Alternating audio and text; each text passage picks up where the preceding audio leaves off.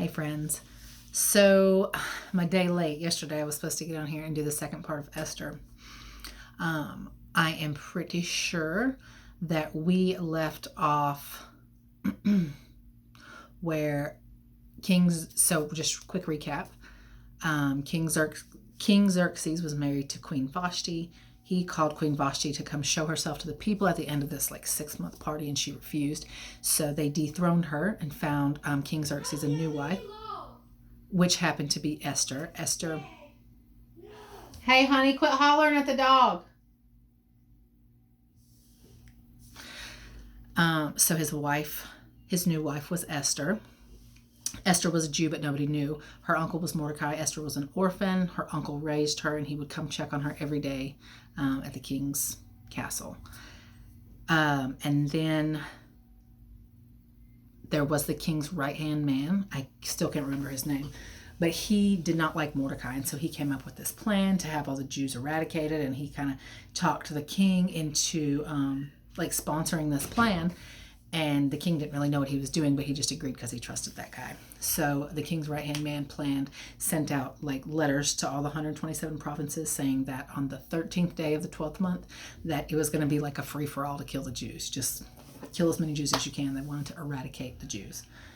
And this is mainly because Mordecai would not bow to the king's right-hand man, and the king's right-hand man just took it so personally.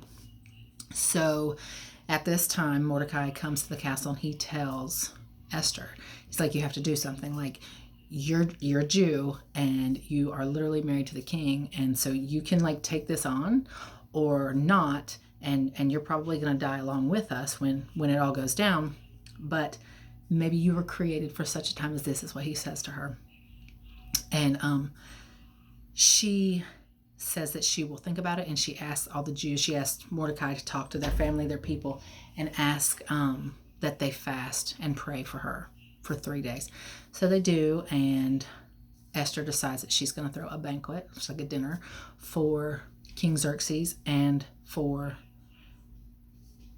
his right-hand man. And now when she approached the king, that was something that was punishable by death. The king had this golden scepter, and if anybody approached him and they didn't have pre-permission to approach him, they could literally just be killed for that. And so she took a great risk even approaching him, and she said, I'm going to make this banquet for you guys. Will you be my guest? And so he agrees, and they have this banquet, and it's a great fun. They have a great dinner. And at the end of it, he says, what is it that you want? I will give you up to half my kingdom. Just tell me what it is that you want. And I don't know if Esther was afraid or what the deal was, but Esther didn't tell him that she wanted him to keep the Jews from being eradicated. She just said, well, will you come to dinner again tomorrow night? And then I'll tell you what it is that I want. And so that's what they did. Now, between the first banquet, the first dinner, and the second dinner, the king had a real hard time sleeping. Oh, I missed a real important part where, it's coming now. So King Xerxes had a real hard time sleeping. And he, when this would happen, he would call on I think they're called eunuchs.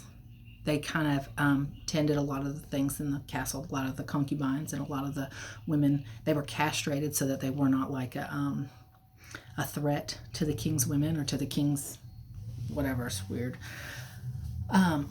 So he calls them in, and he wants them to read the log where they kept all of I guess it would be like a police report kind of, where they kept all the incidents that happened. And so one of these incidents that happened was that Mordecai overheard two guards or two eunuchs talking about, hang on honey, talking about throwing over the king and killing him.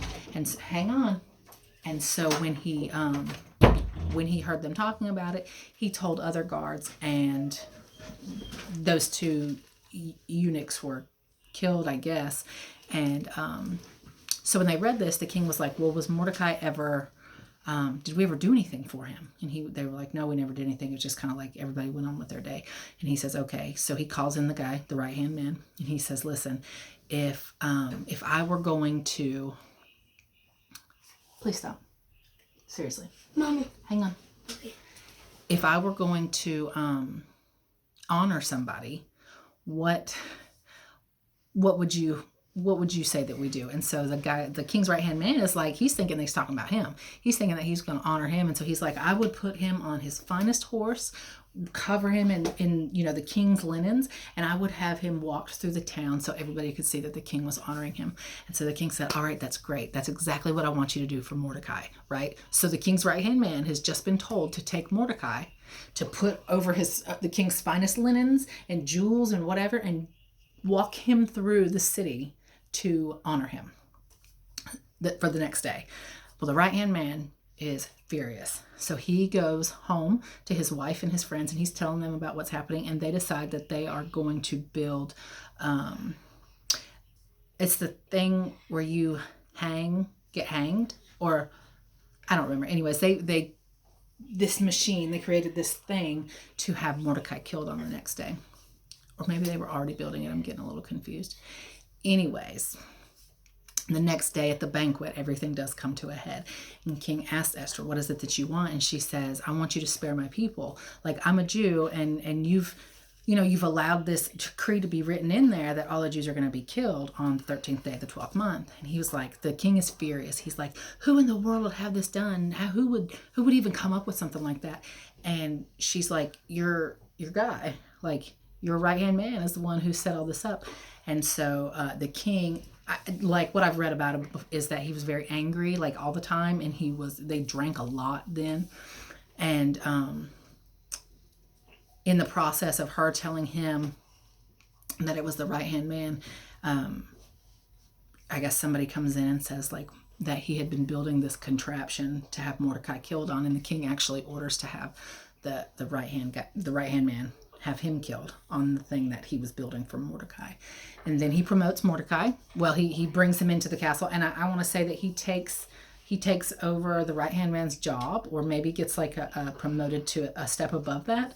But it is just crazy how that story, like everything is necessary in there. All of the hardships are necessary in there to get you to the point where everything is good. Like there's a failed marriage in there. Right? There was not faulty, but I guess of the time, there was like leadership there was poor leadership.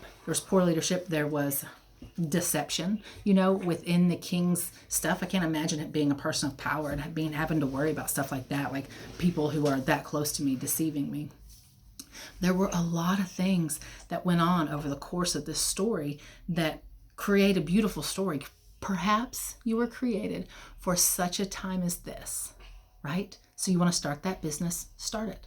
You might fail, you might not. And if you do fail, at least you know what not to do if you decide to try again. Like, these are things I try to talk myself into all the time. Like, I've got a lot of skills, right? I could do anything that I set my mind to. It's just getting past the fear part, right? And remembering, perhaps you were created for such a time as this. Perhaps I was created for such a time as this. Perhaps there's a job that a lot of other people could do, but for some reason they're not, and maybe I could. But if I'm going to be behaving out of fear, I don't believe that's ever going to happen.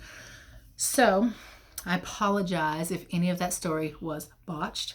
It's been a very long time since I read Esther all the way through. I did not read it all the way through this time. I hope that everybody has a great night, and remember that perhaps you were created for such a time as this, right? Let's just get past that fear, and let's do the thing that we need to be doing. I'll talk to you guys later. Bye.